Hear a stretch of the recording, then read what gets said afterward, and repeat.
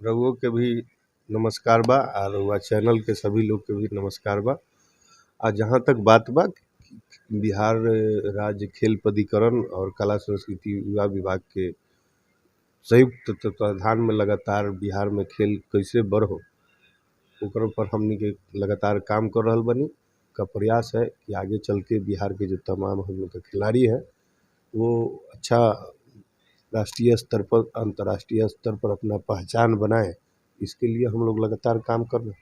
तो सब खिलाड़ी के भी जेकरा अंदर में प्रतिभा बा वो सबके कैसे वो प्रतिभा के हमनी के चिन्हित करके मुख्य धारा में लावे के काम करी। एला हमनी के ग्रामीण स्तर पर भी आयोजन करावे के विचार करी। Mahavidya global school education for new generation, जहां मिले आपके बच्चे को शिक्षा भी संस्कार भी। को curricular activities, yoga, e library, play school, indoor games, sports, smart classroom, cricket academy और एक्सीलेंट एकेडमीज का परफेक्ट मेल। Registration open. Mahavidya global school, NH 139 near AIIMS, Phulwari Sharif, Patna. नमस्कार, हम हैं अनूप नारायण सिंह। रउरा सभी देख रहा बानी बिहारी खबर के डिजिटल प्लेटफॉर्म के। हमनी के साथ बानी बिहार सरकार के कला संस्कृति एवं युवा विभाग के मंत्री जितेंद्र कुमार राय जी। जितेंद्र कुमार राय जी से बातचीत हुई, खेल पर हुई, कला संस्कृति पर हुई, लेकिन एगो सबसे बड़ा बात बा कि महागठबंधन सरकार में अभी जो मौजूदा कार्यकाल बा ओमे कला संस्कृति विभाग एगो ऐसा डिपार्टमेंट बा जे टारगेट बा, जे लक्ष्य बा ओकरा तरफ काफी तेजी से आगे बढ़ रहा बा।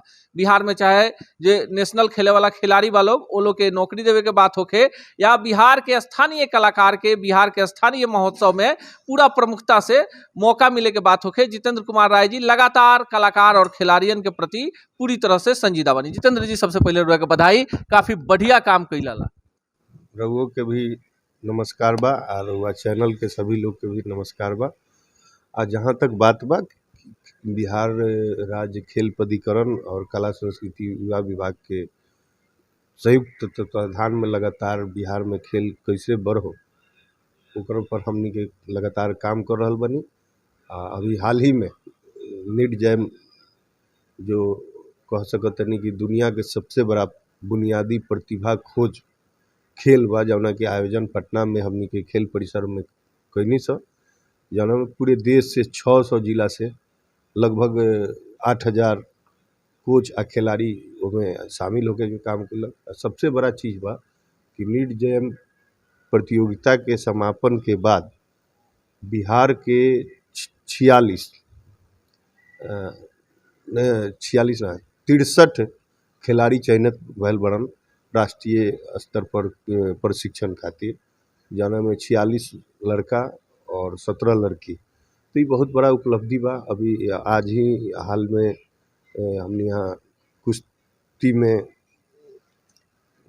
हमने के महिला वर्ग में राष्ट्रीय स्तर पर जीत दिलावे के काम वो बेगूसराय की लड़की है जो आपको राष्ट्रीय कुश्ती प्रतियोगिता में निर्जला कुमारी रजत पदक जीतकर राज्य को गौरवान्वित करने का काम किया। 50 वर्ष में कोई महिला कुश्ती में बिहार से नहीं जीतने का काम किया। तो लगातार आप देखें फुलेला गोपीचंद जी को भी हम लोग बुलाए थे, बैडमिंटन के जो कोच हैं राष्ट्रीय स्तर के। तो ये सब चीज़ें हो रही है। हम लोग का प्रयास है कि आगे चल के बिहार के जो तमाम हम लोग के खिलाड़ी हैं वो अच्छा राष्ट्रीय स्तर पर अंतर्राष्ट्रीय स्तर पर अपना पहचान बनाए, इसके लिए हम लोग लगातार काम कर रहे हैं। ग्रामीण खेल के बढ़ावा देवेला लगातार मंत्री बनल बनी, ओकरा पहले से चूंकि रुड़ा लगातार विधायक बनी, काफी चीज ग्रामीण अंचल से ज्यादा जुड़ल बनी, तो जो ग्रामीण खेल बा ओकरा बढ़ावा देवे खातिर उड़ा एगो मास्टर प्लान बनावे के तैयारी में बनी। उ का मास्टर प्लान बा? क्योंकि हमने यहाँ जौन भी आयोजन होत लखन हो वो आयोजन स्कूल स्तर पर और यूनिवर्सिटी स्तर पर ही होत लखन, जौना कारण स्कूल में यूनिवर्सिटी में जौन लड़का भाग लेते रहे ओकरे ही एक मौका मिलत। हमने गांव से भी हमने के खिलाड़ी बहुत सारा बारन जौन की जुड़ल बारन। स्कूल में वो ना खेलस लेकिन गांव में वो अपन खेल में शामिल हो खेलन। तो सब खिलाड़ी के भी जेकरा अंदर में प्रतिभा बा वो सबके कैसे वो प्रतिभा के हमने के चिन्हित करके मुख्य धारा में लावे के काम करी। एला हमने के ग्रामीण स्तर पर भी आयोजन करावे के विचार करी। एगो बड़ा सवाल बा जितेंद्र जी, जौना से रउरा भी एकरा के स्वीकार कैले रही पिछला इंटरव्यू में, जौन स्टेडियम के स्थिति बा, जौना स्थिति में रउरा डिपार्टमेंट मिलल बटे, रउरा भी काफी ज्यादा परेशान रही है कि कैसे एकरा के पटरी पर ले आवल जाओ। जैसे पटना के बात कर लेवल जाओ तो पटना में कोनो ऐसा स्टेडियम ना रहा जहां पर खेल होके। रउरा पहल के बाद कई सारा स्टेडियम जौन बा वहाँ कुछ कुछ आयोजन शुरू भइल बा। स्टेडियम के लेके का राउर सोचल बटे, का कैसे स्टेडियम के व्यवस्था? जानकारी खातिर लोग बता दी, राजगीर में हमने के इंटरनेशनल स्टेडियम के निर्माण हो रहा बा, जना में हर विधा के खेल के अंतर्राष्ट्रीय लेवल के स्टेडियम के निर्माण हो रहा। जहाँ तक बा मुनगुलक स्टेडियम जौन थोड़ा सा जर्जर स्थिति में बा, तो अभी हाल ही में नगर विकास आवास विभाग के प्रयास से, पहल से, उप मुख्यमंत्री जी तेजस्वी जी के पहल से वो योजना के स्वीकृत कल गल बा आ जल्द ही ओमे निर्माण कार्य शुरू हुई। तो पटना में भी एक अंतर्राष्ट्रीय स्टेडियम मिल जाई, राजगीर में बनते बा। आ जहाँ तक ब्लॉक लेवल तक के स्टेडियम के बात बा, तो अभी तक 380 स्टेडियम के हमने स्वीकृति दे चुकल बानी सब, जना में 211 स्टेडियम बन भी चुकल बा।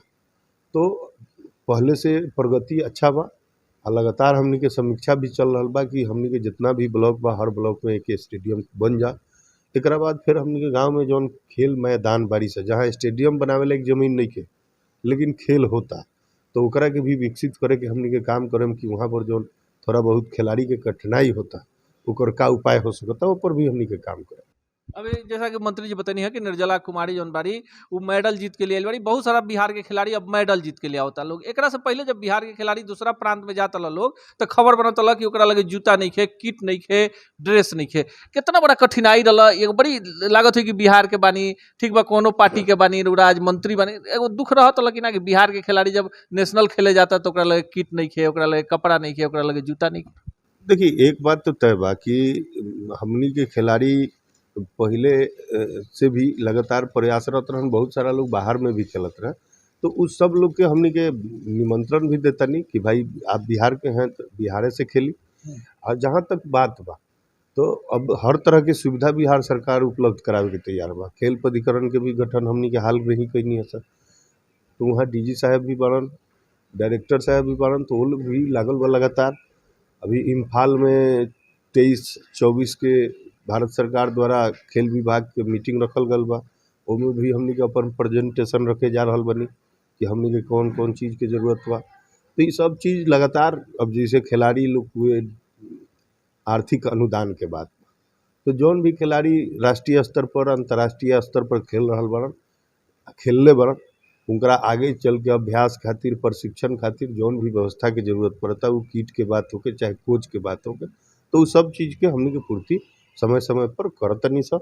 आगे भी हमनी के वो लोग के आर्थिक सहयोग करत रहन सब कि वो लोग बिहार के नाम पर मेडल ले आवे। अब तो हमारे मुख्यमंत्री जी नीतीश कुमार जी निडजैम कार्यक्रम में ही घोषणा कर दिलन कि जे भी अंतर्राष्ट्रीय गोल्ड मेडल लेके आई ओकरा के बीपीएससी में डायरेक्ट हम बहाल करें बिना परीक्षा के। तो ये खिलाड़ी खातिर बहुत बड़ा चीज़ बा। अब पहले से खेल कोटा के जौन भी नौकरी लक उ सब भी सुचारू रूप से चलिए रहल बा। अब कुछ लोग दुष्प्रचार भी करेला खिलाड़ी के नौकरी नहीं के मिलत, तो अब जे गांव में खेलत वो खिलाड़ी के नौकरी ना मिली, ओकरो कुछ गाइडलाइन बा जौना के पालन। कला संस्कृति मंत्री भी बानी वही छपरा से आवेनी, जहां से भोजपुरी के शेक्सपियर भिखारी ठाकुर और पूर्वी के जनक महेंद्र मिश्र के जन्मस्थली भी बाटे। और लगातार चूंकि भोजपुरी के अगर बड़ा पहचान मिलल तो पद्मश्री भी मिलल, तो इहे के विधानसभा क्षेत्र के रहे वाला कलाकार के मिलल। जितेंद्र जी लगातार रउरा भोजपुरी के प्रमोट करत नहीं, अब तो मंत्री बानी, कितना कुछ आशा बाटे कि और प्रमोट हुई भोजपुरी चाहे अन्य बिहार के क्षेत्रीय भाषा? ये क्षेत्रीय भाषा हमनी के भोजपुरी बा, मैथिली बा, जौन भी भाषा बा बिहार के, वो सब भाषा के कलाकार लोग के भी हमनी के लगातार हर प्रकार के सरकारी मंच देवे के काम करतनी।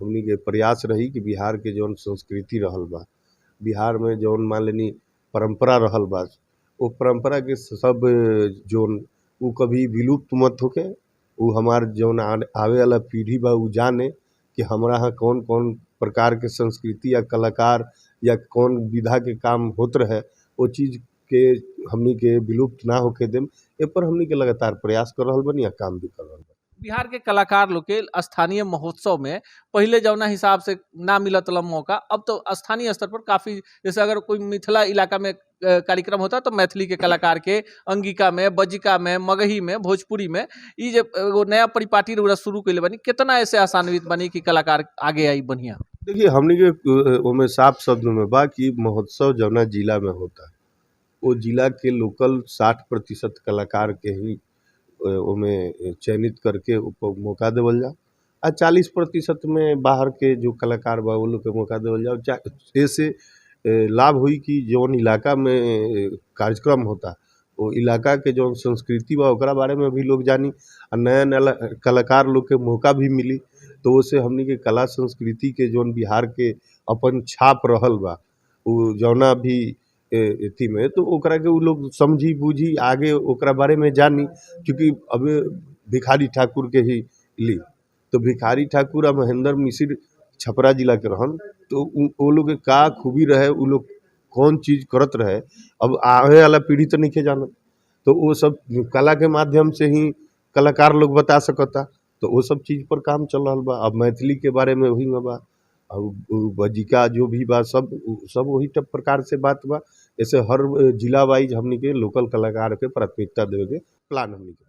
जितेंद्र जी, आखिरी सवाल, बिहार में फिल्म नीति के लेके सवाल बहुत होता रहा, लेकिन उड़ा एकदम साफ कर देनी कि महागठबंधन सरकार जौन बाटे फिल्म नीति बिहार के बनावे में ओकरा के तुरंत लागू करे के दिशा में काफी अग्रसर बा, कमिटी बन गई बा, पर काम हो रहा बा। कब तक आशा कल जाओ कि बिहार में फिल्म नीति बन जाई, बिहार में ही फिल्म के निर्माण हुई और बहुत कुछ सब्सिडी मिली? कमिटी के पास विचाराधीन बा, जैसे ही उन्हें से आवत है वो पर काम हुई और उम्मीद रखी कि बिहार भी फिल्म पॉलिसी बेहतर से बेहतर लियावे के काम करी कि अन्य प्रदेश जौन फिल्म पॉलिसी रखले बा उससे बेहतर हो। यहाँ के बानी जितेंद्र कुमार राय जी, बिहार के कला संस्कृति और युवा विभाग के मंत्री। यहाँ के मानल बाटे कि कौनो बात के जितना भी वादा बा महागठबंधन सरकार के पूरा ईमानदारी से, पारदर्शी तरीका से, चाहे कला संस्कृति के क्षेत्र होके, चाहे खेल के क्षेत्र होके, खिलाड़ी और कलाकार खातिर महागठबंधन के सरकार पूरी तरह से समर्पित बा और एकर परिणाम भी सामने नजर आवे लागल बाटे। अभी देखल दिगर हुई कि एगो युवा और ईमानदार मंत्री के पहल और एगो ऐसा सरकार जे A to Z के सरकार बा, एकरा में बिहार के कला संस्कृति और खेल के कितना बढ़ावा मिल सकता। लेकिन एगो बात साफ बा कि अब बिहार के खिलाड़ी मेडल लेके आवता लोग, बिहार के कलाकार के जे भी वायरल होता टे ओकरा के मंत्री जी बुला के सम्मानित करतानी। जेकर एगो बड़का उदाहरण थावे महोत्सव में एक अमित जयकर जे कलाकार बारे पहला बार मौका मिल गई, बहुत सारा कलाकार बा लोग जेकरा मौका मिली। अगला वीडियो में मिलल जाए सही तल्ख सवाल के साथ। देखत रही बिहारी खबर के डिजिटल प्लेटफॉर्म के।